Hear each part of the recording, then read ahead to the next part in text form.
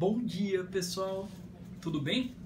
Eu tô tentando sempre ficar inovando os meus bordões, porque o tanto de aula que eu tô gravando, eu tô percebendo que os bordões são os mesmos, tá? Então, e aí, beleza? Então vamos gravar mais uma aula de História do Brasil para você, aluno do ensino médio ou do pré-vestibular, certo? Bom, pessoal, essa aulinha nossa de hoje é uma aulinha sobre a administração colonial portuguesa. Então, o objetivo dela é a gente entender quais foram os mecanismos administrativos que Portugal criou para manter a posse do Brasil. Beleza? Bom, vamos entender primeiro a situação que nós temos agora. Lembra a primeira expedição colonizatória do Brasil, Martim Afonso de Souza, 1530? Pois bem, você vai se lembrar também que o objetivo central dessa primeira colônia de colonização, dessa primeira expedição de colonização do Brasil, era, na verdade, para controlar o território, para ter posse do território, para evitar a invasão, tá?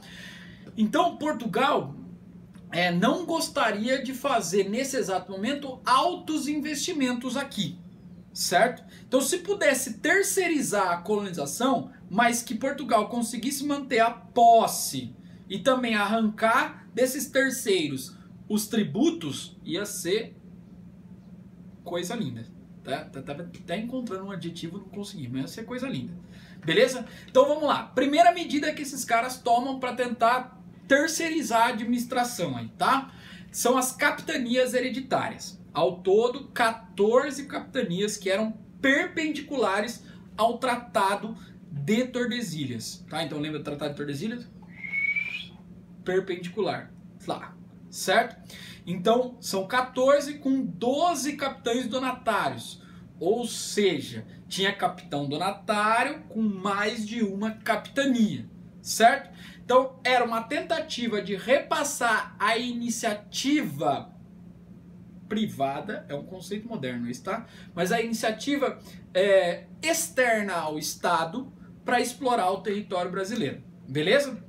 A largura dela, pessoal, era variável. Então, tem capitania mais larga, capitania menor, tá? O investimento da colonização, do processo da montagem da administração política e administrativa da capitania ficava sob a responsabilidade do capitão donatário, ou seja, o cara que tinha a posse dessa capitania. Então era a coroa lavando as mãos, certo? Bom, até parece que tem coronavírus, né? Mas não é isso.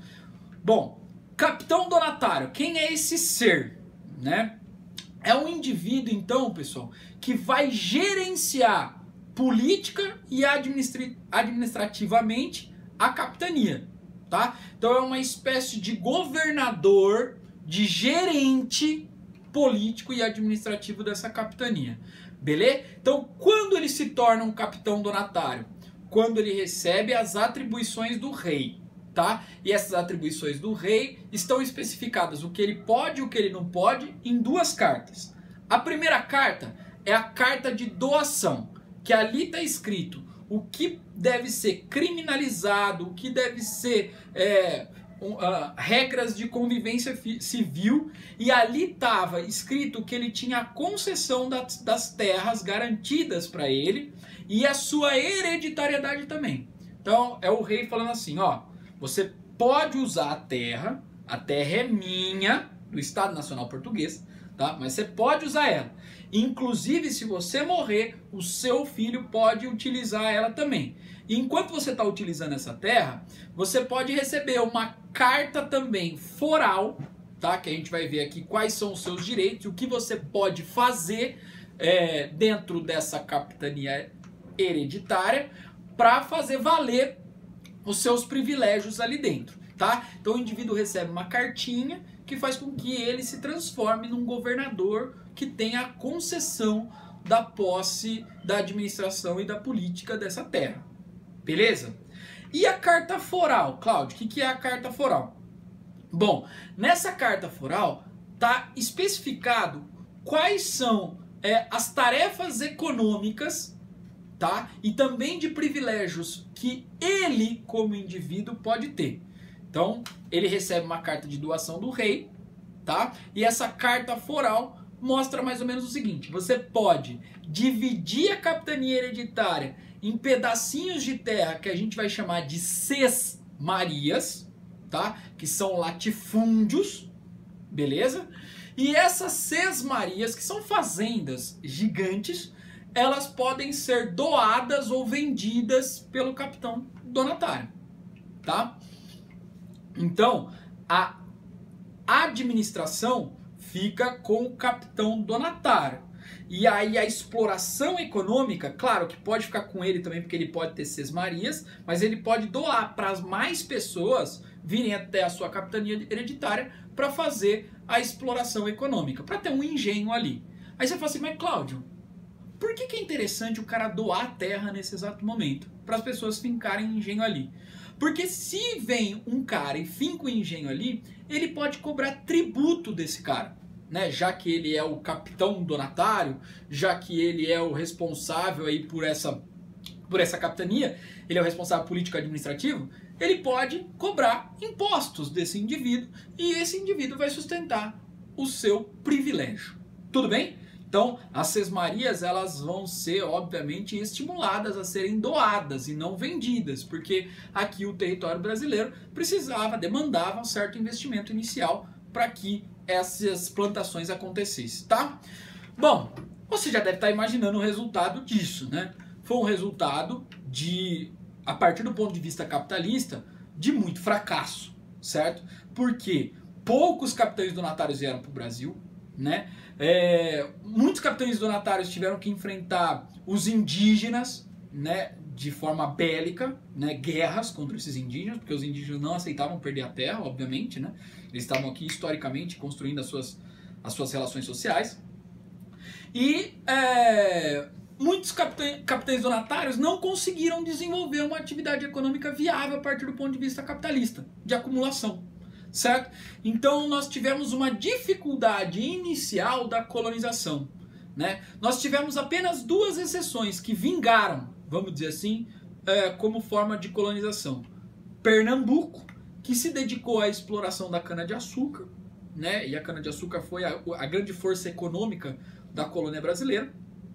E São Vicente, que também utilizou a cana-de-açúcar no início, mas depois foi uma região também de produção para um pequeno mercado interno, uma agricultura de subsistência, vamos dizer assim, tá? Porque o açúcar de Pernambuco ficou mais atrativo. Nós já estudamos isso na aula de economia açucareira. Beleza? Bom, a hora que o rei português percebe que essas capitanias gerais não estão dando certo, ele coloca a mão na cabeça, na consciência e fala, mano, o que eu preciso fazer? Né? Como que eu posso construir uma alternativa política para garantir a posse do território, já que muitos capitães donatários não conseguiram ocupar todo o território português, né? Toda a colônia portuguesa. Então, como eu posso assegurar a posse e como eu posso administrar de forma eficiente para que tenha um desenvolvimento de uma estrutura capitalista aqui, de acumulação, de exploração, etc. E aí o rei percebe que ele precisa investir. Ou seja, ele precisa gastar mais do que arrecadar nesse exato momento. Tá? Precisa fazer um investimento. E aí ele tem uma brilhante ideia.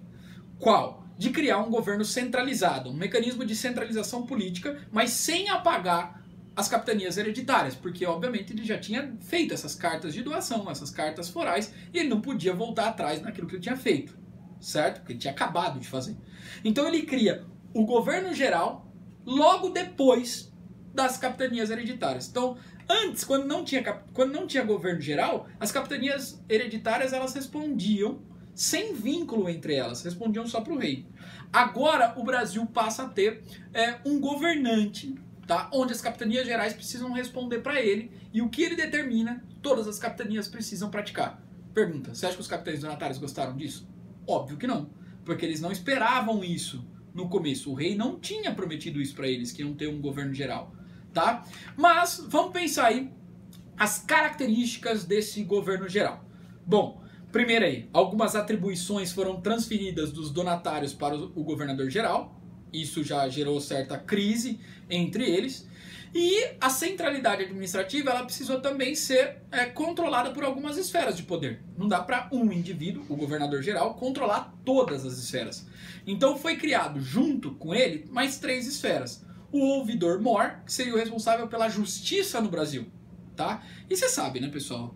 Vamos supor, muito dos problemas sociais, né, dos conflitos, não é problema, mas conflitos sociais que o Brasil tem nessa época são resolvidos localmente, ou seja, na bala. Né? Então o senhor de engenho se sente no direito, por ele ter o poder econômico, por ter o poder político, por ter o poder cultural e tudo, se sente à vontade em tirar a vida de alguém que está atrapalhando a vida dele, e muitas vezes ele nem vai ser julgado por isso, porque ele tem uma relação de muita proximidade com a coroa portuguesa, tá? Mas, assim, aqueles casos que envolvem tributos, por exemplo, que envolvem privilégios, que envolvem títulos, que envolvem pedaços de terra, por exemplo, latifúndios, eles são discutidos na justiça. Então o ouvidor-mor é o responsável por isso. Nós vamos ter o provedor-mor. Quem é esse indivíduo? O indivíduo responsável por captar os recursos tributários dessas capitanias. Ou seja, é o cara da verba. Né? É o cara que vai ser o responsável por pegar o dinheiro da colônia em tributos, em forma de impostos, para mandar para a coroa. Então nós temos aí uma posição política, administrativa muito importante para o rei, tá? E o capitão-mor também importante. Por quê? Porque o capitão-mor é o responsável por proteger todo o território brasileiro, certo?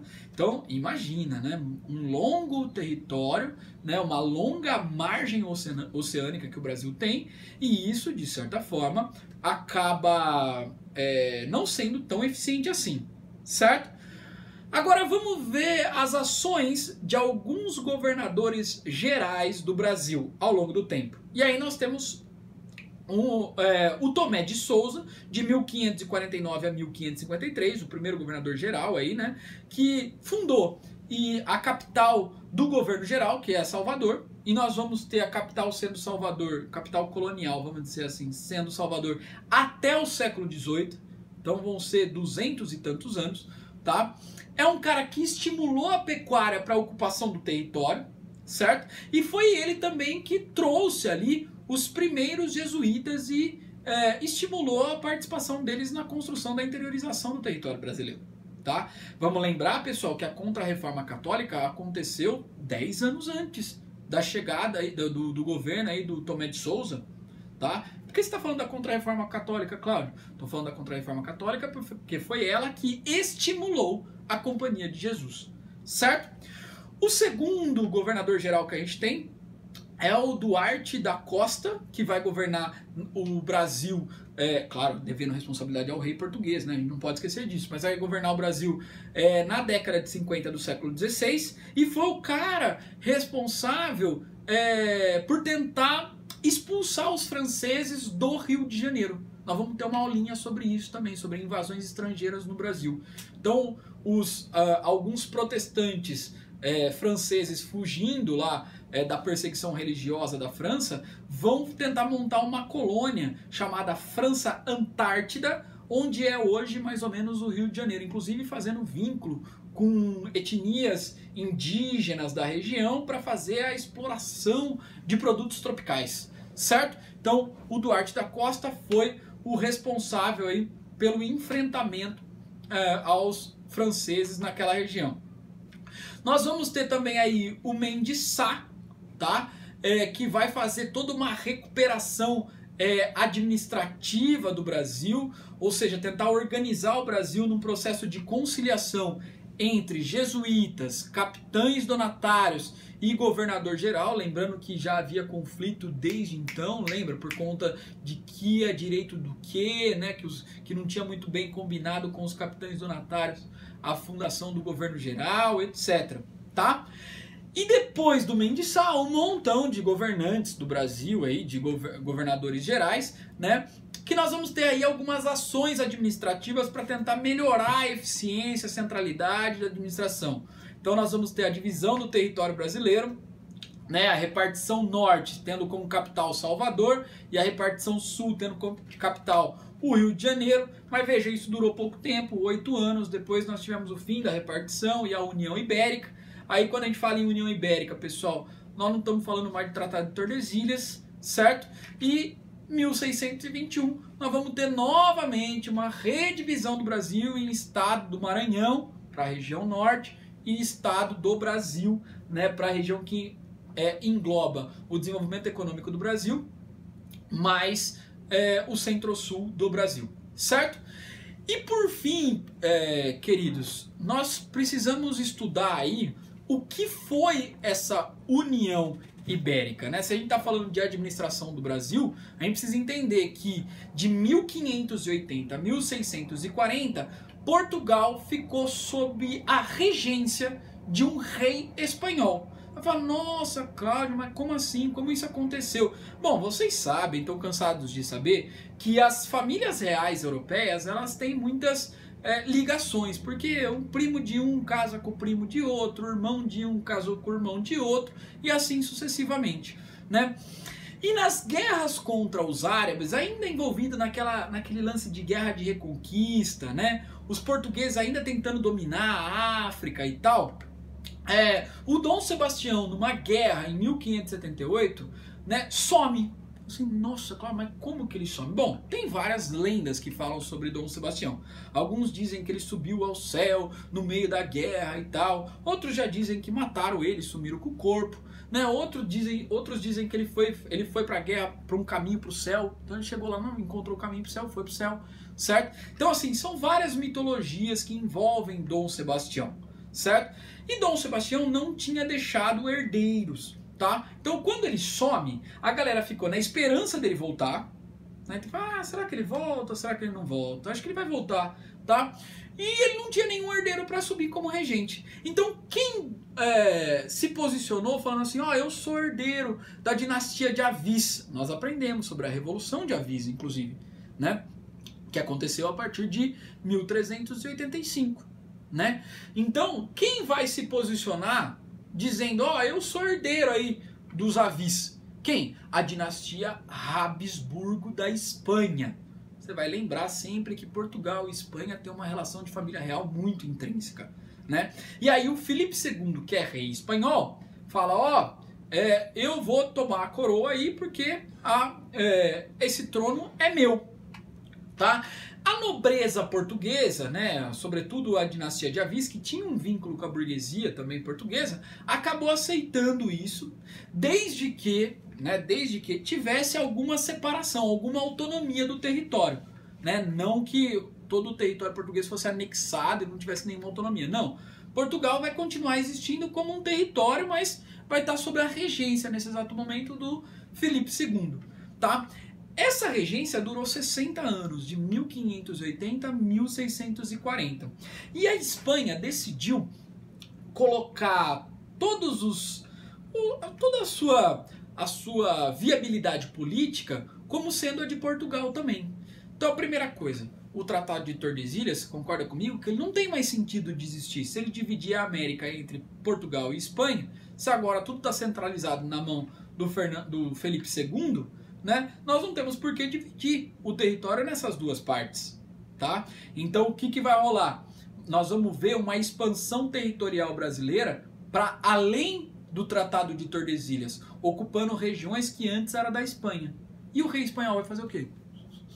Vai lavar as mãos com relação a isso, vai fingir que não vê. Por quê? Porque o rei espanhol está muito preocupado nas minas de ouro e prata lá de Potosí, da Bolívia, certo? Então, da Bolívia, do Peru, daquela região, antigas minas incas.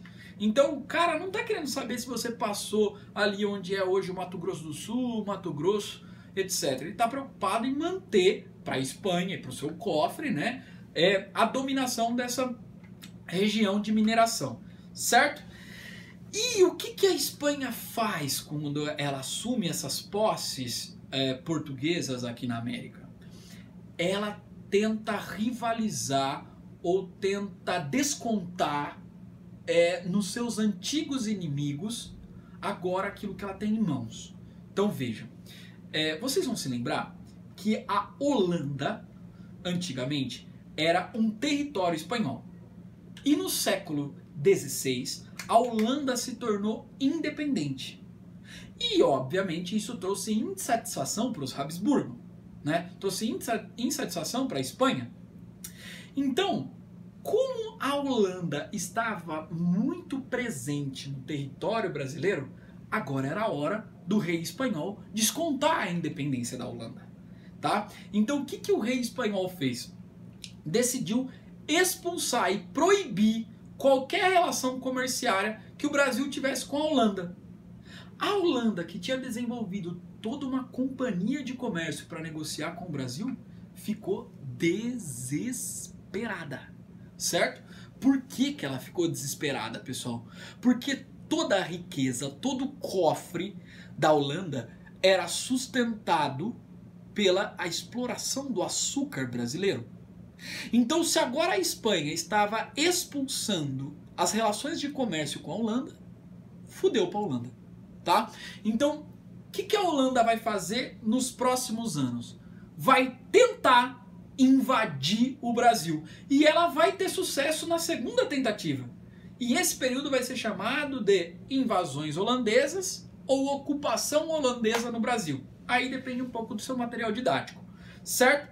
Então, a União Ibérica, veja, é um marco temporal importante para o Brasil, certo? Principalmente no avanço da interiorização do território brasileiro. Nós vamos para além do Tratado de Tordesilhas, nós vamos começar a criar o formato do que o Brasil é hoje, tá? E nós vamos também ter a invasão da colônia portuguesa pelos holandeses, certo? Mas isso vai ser tema para próximas aulas, tá?